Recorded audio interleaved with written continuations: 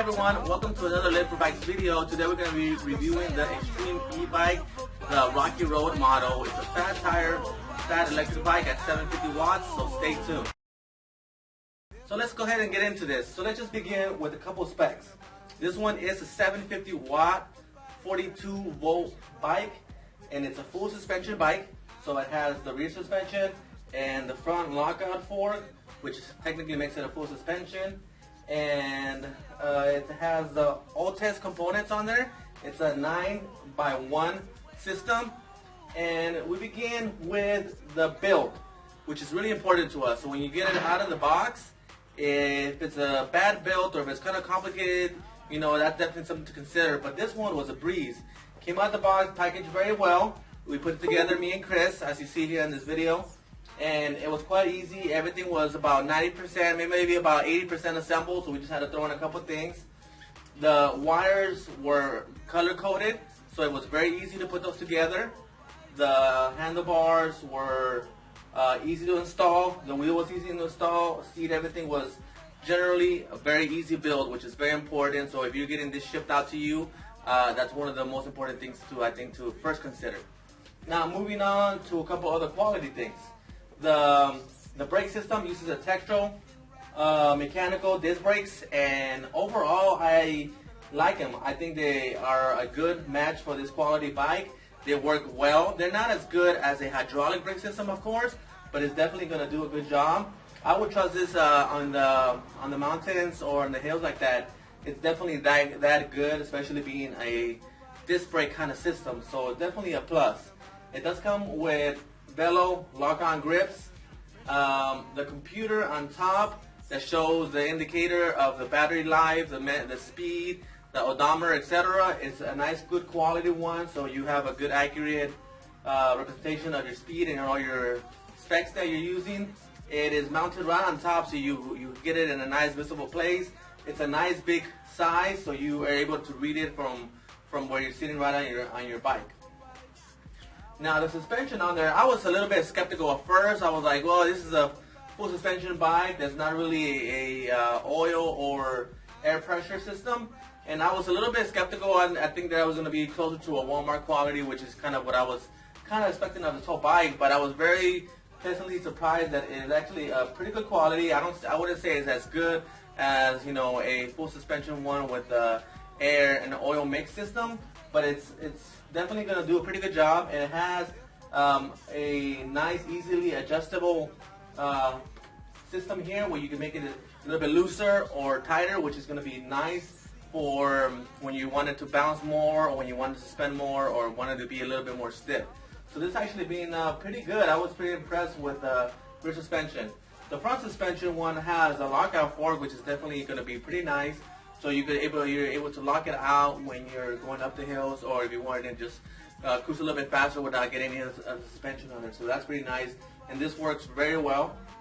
The suspension is the travel on there. Let's go with that. So the travel on here is probably, I don't know the exact number, but just from the look of it, it's probably about maybe 160, maybe 140 millimeters. So it's not a huge travel, but it's decent. And then just because you already have the fat tires added to the suspension, so that's going to give you again a better ride. So you don't need the full 180 or plus millimeters on this kind of bike to get a nice comfortable ride. I think with the space that you have here now, you should be fine again because you have the fat tires adding more of the suspension. So there's that. And that's my opinion on that. Let's move on here to the rear derailleur. So the Altis, it's a 9x system. The motor is in the back, so that's a really good thing. And it's a 1x, so you get a nice, pretty good range on there with just the 9-speed and just one in the front, which mostly all of the current bikes are going to now. So now, like an XCR, you'll see a lot of 1x10 and 1x11. So that's kind of in the current state of the trends that are happening now. Another important factor to keep in mind too when you're dealing with electric bikes is when you have the motor in the back, whether the bike has a detachment for the power and the cable, because if it doesn't, then it's a really, really big hassle to change in tubes or any of that stuff. And this one does have it, and it's there, so that's definitely a great plus on that. Now, one of the things that I wasn't a big fan of, that's no big deal, is the seat. This is more of a cruiser seat. It's going to be a little bit wide for my liking. Some people might like it. I personally wouldn't ride this on the trails. It's just a little bit too wide, and I feel with that, it gives you a different geometry, and it's going to get a little bit in the way if you're looking to go off trails. If you're just kind of cruising, it might be okay. But personally for me, I'm not a big fan. But that's an easy fix. You could always change that out later, no big deal. The other thing that I have to mention that I wasn't a big, huge fan of, but again, it's only a minor thing, it's the handlebar width. It does have the 31/8 clamp size, but the width is probably only about, I want to say, like a 600 millimeter length, somewhere around there. I don't know exactly the exact number. I could have used a little bit longer one just to make the bike feel just a little bit wider. But again, that's kind of, it could be also preference. You could add a nice hand-sized handlebars. It's gonna run you between $40 to $100. So it's not a big, huge deal breaker for me. But that was something that I did want to mention on it.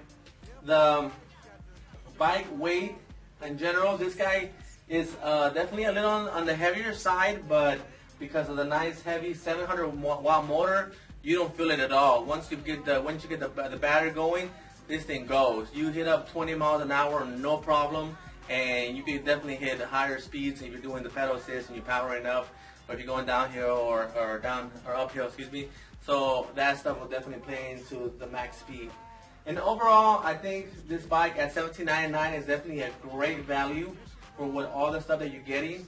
There's definitely bikes that you could get for a lot cheaper than this, and some bikes that you could get for a lot more. But I think at $17.99, this is priced very accordingly. You definitely are going to get your dollars worth out of this bike, and I would definitely recommend it. This is something that if I was looking into getting, I would consider this one here. So today's, please, if you have any questions or comments, please leave them below on the section below, and always remember to like and subscribe, and we'll see you on the next one. Thank you so much.